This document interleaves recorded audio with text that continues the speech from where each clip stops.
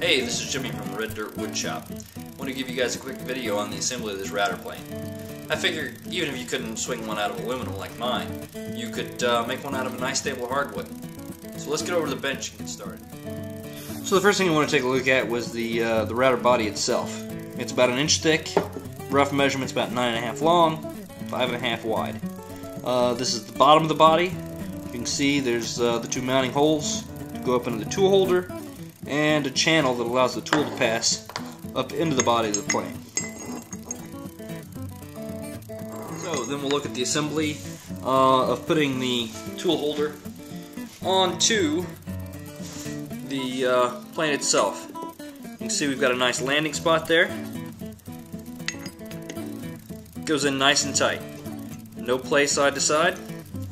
That just gives me a good registration for put it together.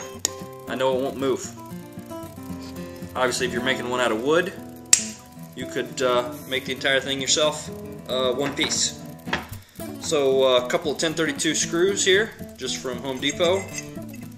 Just going to screw those in, and that's going to hold the tool holder assembly on.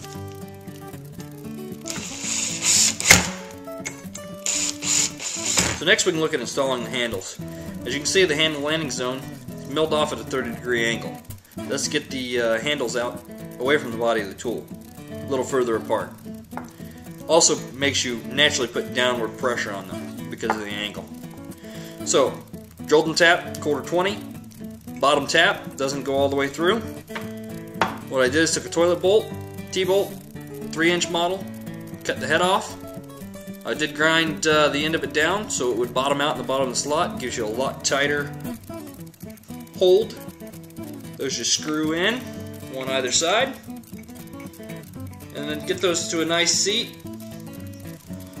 We'll just screw a couple nuts, jam them together, tighten them down. A couple of 7/16 wrenches here, tighten it down, tighten the post. Now the handle, just turn that out of poplar for right now. Make it out of whatever wood you wanted. As you can see, I've got two of them, kind of, like I said in the blog, playing around with shapes and sizes, finding out what I want before I make something out of something a little nicer. I just took a threaded insert, 1/4-20, put it in the end, and the straps on, screws down, nice and tight.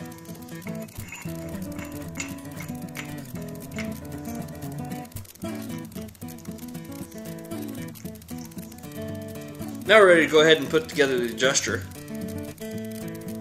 That's just a 1032 bolt.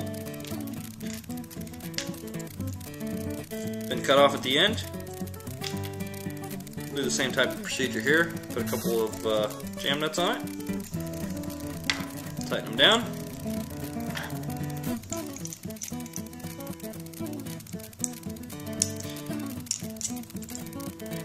Put it in. Now with this setup you could use either hole, whether you're a righty or a lefty. I'm a righty. Get them nice tightened down. And then we're actually going to leave the jam nuts on here, and they're going to act as a stop when we need to stop.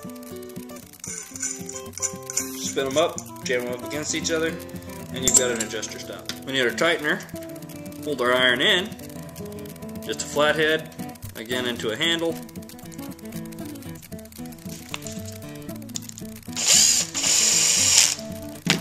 Nice and tight. With a jam nut, keep it from backing out.